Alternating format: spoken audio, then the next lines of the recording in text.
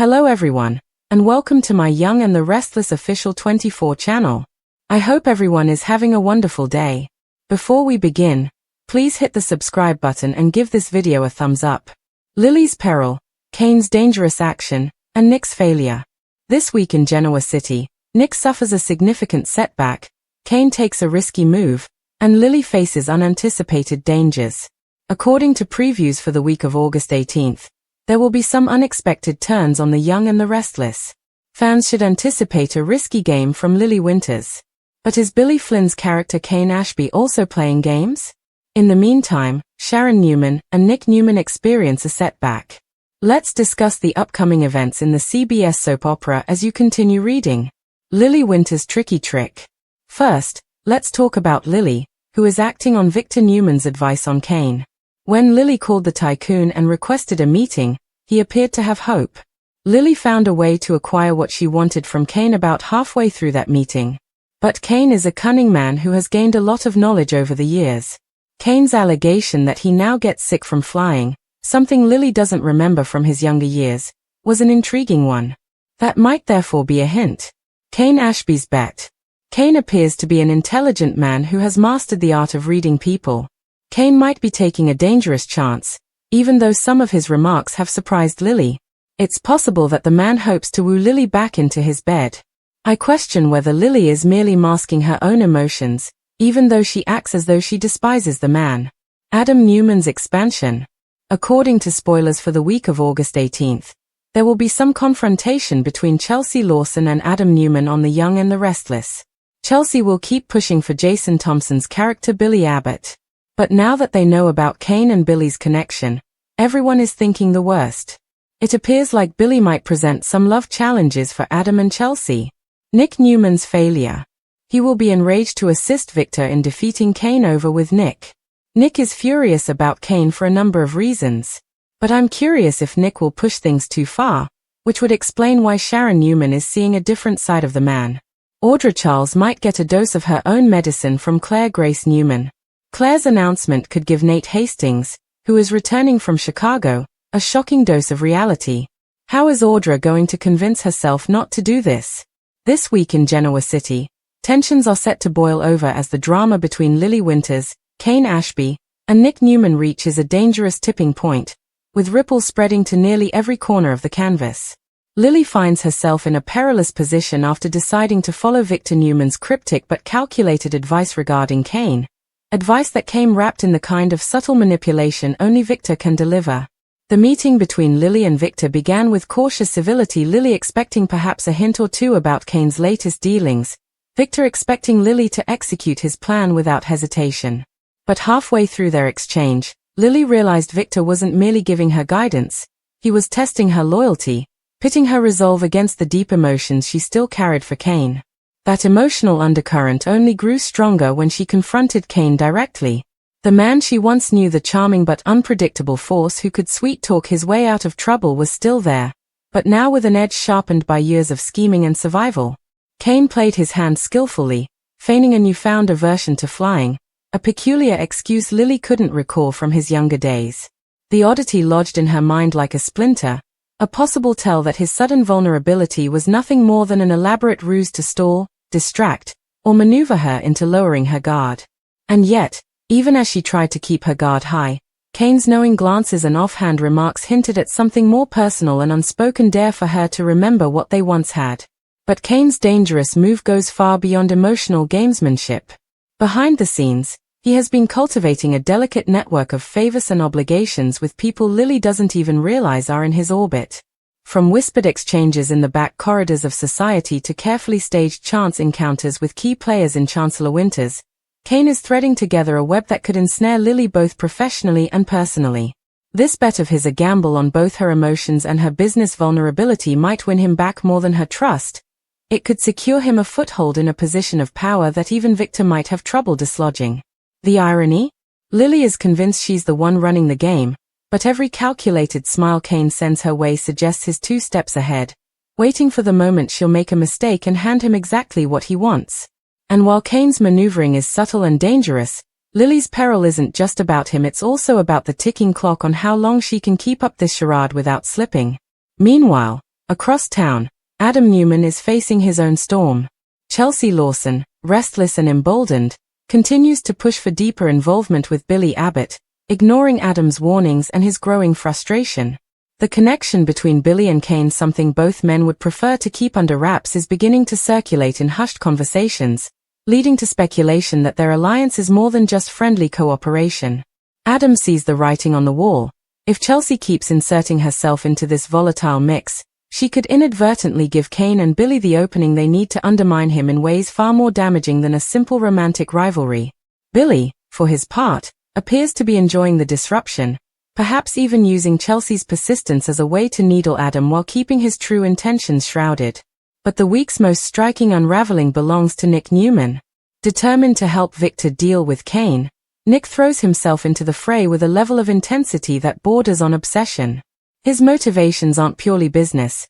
He has his own grievances with Kane, stemming from both past betrayals and a lingering suspicion that Kane is manipulating women close to him for strategic gain. Unfortunately for Nick, his aggressive stance is precisely what sets him up for failure. Instead of dismantling Kane's position, Nick's overt hostility plays right into Kane's narrative of being unfairly targeted, allowing Kane to cast himself as the underdog to Lily and even to certain neutral players who might otherwise have stayed out of the fight. Sharon, observing Nick's increasingly forceful tactics, begins to see a side of him she hasn't dealt with in years, a blend of righteous anger and personal vendetta that clouds his judgment and risks alienating allies. This shift unsettles Sharon, especially as she's simultaneously managing her own concerns about the ripple effects this conflict is having on her relationships and business ventures. As if the interpersonal tension weren't enough, Genoa City's intrigue deepens when Audra Charles finds herself backed into a corner by Claire Grace Newman. In a move that surprises even seasoned schemers, Claire flips the script on Audra, delivering a carefully timed revelation that forces Audra to reconsider every step she's taken in the past few weeks. Audra, who has been riding high on her ability to outmaneuver rivals, suddenly finds herself scrambling to contain the fallout, particularly when Nate Hastings, fresh from a business trip to Chicago, walks into the middle of the storm. Nate, unaware of the full scope of Audra's activities, becomes an unintentional wild card, and Claire, sensing an opportunity, subtly plants seeds of doubt in his mind. The resulting uncertainty leaves Audra juggling two dangerous fronts, preserving her standing with Nate and keeping Claire from dropping the final piece of damning information she's clearly holding back. In the end, this week's events set the stage for a cascading series of consequences. Lily's dance with Kane grows riskier by the hour, as every meeting, every glance, every seemingly trivial exchange becomes a potential move in a much larger game neither of them fully controls. Kane's dangerous action, whether it's truly about winning her back, seizing business leverage, or both, edges closer to a point of no return. Adam's frustrations with Chelsea and Billy intertwine with Nick's increasingly personal vendetta against Kane, creating overlapping conflicts that threaten to explode in ways no one is ready for. And while Nick believes he's fighting to protect his family and Victor's legacy, his failure to see the bigger picture and his inability to control his own temper could cost him far more than he realizes, leaving an opening for his enemies to step in while his guard is down. The only certainty in Genoa City right now is that every player thinks they're the one in control. But as the week of August 18th unfolds, control may be the most dangerous illusion of all. The tension in Genoa City didn't just simmer after the initial sparks between Lily and Kane, it flared into a slow-burning fire, with each encounter between them adding fuel. Lily tried to convince herself she was following Victor's advice in a strictly strategic sense, that her interactions with Kane were all part of a bigger chess game meant to keep him in check. But deep down, she couldn't ignore the subtle shift in his tone when he spoke her name, the way his eyes lingered a second too long, as though silently daring her to admit she still felt something. She hated that he knew her tells just as well as she knew his. Kane had always been good at reading her, but this time, it felt like he was using that knowledge to lure her into a trap she couldn't quite see. Victor, of course, kept a watchful eye from the shadows. He didn't outright say it, but his tone during their last meeting implied that he expected results, and quickly. The Newman patriarch had a knack for making someone feel like their success or failure was a matter of personal loyalty to him, and Lily was no exception. But as much as Victor believed he was orchestrating events, Kane wasn't just some pawn in the game. In private, Kane was already setting his next move in motion, using his supposed fear of flying as a convenient excuse to avoid traveling for business, keeping him firmly planted in Genoa City where he could be hands-on with his plans. This was no accident. The more time he spent near Lily, the more chances he had to blur the lines between business and personal matters. The most dangerous part? Kane's gamble wasn't only about winning Lily's trust back, it was about positioning himself as an indispensable asset in the very deals Victor was trying to control. He'd been quietly reaching out to mid-level decision-makers at Chancellor Winter's, cultivating small favors that seemed harmless in isolation but, collectively, gave him leverage. He even arranged a few subtle favors for employees in Lily's department, things she didn't even know to thank him for, so that when the time came, she'd find herself feeling oddly reliant on him without realizing how it happened. Meanwhile, Adam Newman found himself pulled deeper into a tangle of conflicts. His frustration with Chelsea's fixation on Billy Abbott had escalated into heated arguments, each one ending without resolution.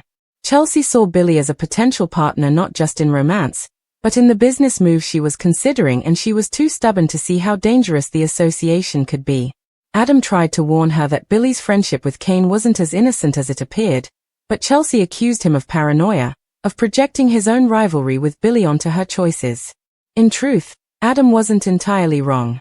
Billy's connection with Kane was becoming a quiet alliance of convenience. Billy, frustrated with his current position, saw Kane as someone who could help him disrupt the status quo, while Kane saw Billy as a willing distraction for Adam. The two men weren't plotting in the shadows with grand schemes yet, but the potential for something bigger was undeniable. Nick Newman, however, had no patience for subtlety. His approach to the Kane problem was blunt force and unapologetic. Determined to back up Victor's agenda, Nick confronted Kane in a heated exchange at Society that drew more than a few curious glances from onlookers. The confrontation started with thinly veiled threats about keeping his distance from certain people and knowing his place, but Kane, in typical fashion, turned the tension into an opportunity. He didn't raise his voice or match Nick's aggression. Instead, he leaned back, smiled faintly, and made a pointed comment about how Victor's favorite children always seemed to think they were untouchable, until they weren't. The exchange infuriated Nick, and worse, it played right into Kane's hands. By pushing Nick into a public display of hostility, Kane created a narrative he could quietly spread, one where Nick was the aggressor, the unreasonable Newman who was trying to bully him for no reason. Within days, whispers began circulating in Genoa City's business circles that Nick's involvement was personal, not professional. This shift in perception weakened Nick's position before he even realized it, and it left Victor irritated that his son's lack of finesse was giving Kane more ground instead of less. Sharon Newman, for her part, noticed the change in Nick almost immediately. He was sharper in his tone, quicker to take offense, and seemed constantly distracted, as though every conversation was an extension of the war he thought he was waging against Kane. Sharon tried to warn him that he was letting the situation get under his skin too much, but Nick brushed her off, insisting that he knew what he was doing. Sharon, remembering past times when Nick's determination had crossed into self-destructive stubbornness, began quietly preparing herself for the fallout she feared was coming. While this was unfolding, Audra Charles was facing a challenge of her own, one she hadn't anticipated. Claire Grace Newman's unexpected move to reveal key details about Audra's dealings left her scrambling to maintain control. Claire wasn't just threatening her position, she was doing it with surgical precision, releasing just enough information to unsettle Nate Hastings without giving Audra anything solid to fight back against. Nate, returning from Chicago with his own agenda, walked right into the middle of this tension, confused by the subtle hostility between the two women. Claire played the role of concerned bystander, making quiet, almost offhand comments that planted seeds of doubt in Nate's mind about Audra's loyalty and long-term intentions. The longer Audra tried to maintain her composure, the more difficult it became. She couldn't lash out at Claire without confirming the suspicions Nate was beginning to form, and she couldn't afford to let Nate start questioning her alliances. In desperation, she even considered reaching out to Kane, knowing his talent for turning chaos to his advantage, but the risk of being indebted to him was enough to keep her hesitating. As the week progressed, the intersections between these conflicts became more apparent. Lily's meetings with Kane started drawing subtle but sharp questions from Victor, who seemed to be testing whether she was truly in control or if Kane was gaining the upper hand. Adam's growing suspicion that Billy was intentionally stirring trouble in his relationship with Chelsea began to overlap with Nick's belief that Kane was a threat to the Newman family's influence. And Audra's quiet panic over Claire's manipulations hinted that she might, in a moment of desperation, align herself with someone the Newmans least expected. The true danger in all of this wasn't any one person's scheme, it was the way each person's agenda overlapped in ways they didn't yet see. Kane's dangerous actions weren't happening in isolation. They were touching multiple threads, weaving themselves into Adam's rivalry with Billy, into Nick's vendetta, into Lily's precarious balancing act, and even into Audra's potential scramble for an ally. If Kane saw the whole picture and there were signs he might, then his patience in letting others make mistakes for him was his most lethal weapon. By Friday, the tension had reached a point where even the most composed characters were starting to crack. Nick's attempt to corner Kane into making a mistake backfired spectacularly when Kane turned the conversation toward family loyalty, suggesting that Nick's involvement was less about protecting Victor's interests and more about proving himself as the most loyal son. The remark hit home in a way Nick didn't expect, reopening old insecurities about his place in the Newman hierarchy. For the first time, Nick left a confrontation with Kane not feeling victorious, but unsettled, and that, more than any public narrative, was the win Kane had been aiming for all along. By the start of the next week in Genoa City, the subtle game between Lily and Kane was no longer subtle at all, at least, not for those who knew how to read the undercurrents. What began as measured conversations laced with tension had evolved into a dangerous rhythm. Every time Lily thought she'd gained ground, Kane would twist the situation in a way that forced her to concede something small, almost imperceptible, a piece of information, a slight shift in her stance during a board discussion, a private moment where she let her guard down. He was winning the battle 1 inch at a time, and she didn't even realize how much territory she'd surrendered until Victor's latest phone call. Victor's voice was calm, but his choice of words was pointed. "You think you're controlling him, Lily, but I'm seeing signs that he's controlling you." The remark landed like ice water. She tried to argue, pointing to small wins she'd achieved in their interactions, but Victor wasn't buying it. Kane is a patient man when he wants to be. That's the danger. You'll only see the trap once the door is already shut. Those words stayed with her all day, even as she threw herself into meetings at Chancellor Winter's. It didn't help that Kane had been uncharacteristically charming in public that morning, even offering to smooth over a stalled deal with a supplier, a move that earned him a round of thanks from colleagues and made Lily look like she had the benefit of his cooperation. But Lily knew better than to believe in sudden generosity from Kane. His help wasn't free, it was an investment, and she was starting to suspect the return he wanted was something she wasn't willing to give. Meanwhile, Nick Newman's situation was spiraling in a way that even he hadn't anticipated. His latest attempt to corner Kane into a misstep, arranging for a chance meeting between Kane and a potential investor with questionable ethics, blew up in his face. Instead of taking the bait, Kane used the encounter to make himself look like the responsible party, politely declining the investor's shady proposal in full view of several other business associates. By the end of the afternoon, the story wasn't Kane Ashby caught in suspicious talks but rather Kane Ashby stands up for ethics in business. Victor was livid. Nick could see it in his father's expression when they crossed paths at Newman Enterprises later that day. "You made him look like a hero," Victor said bluntly, his voice low enough to keep from drawing attention but sharp enough to make the point sting. "This is not a game for amateurs, Nicholas." It wasn't the first time Victor had questioned Nick's strategic instincts, but this time the criticism felt heavier, more final. Like Victor was starting to lose faith in his ability to be a Newman enforcer in high-stakes situations.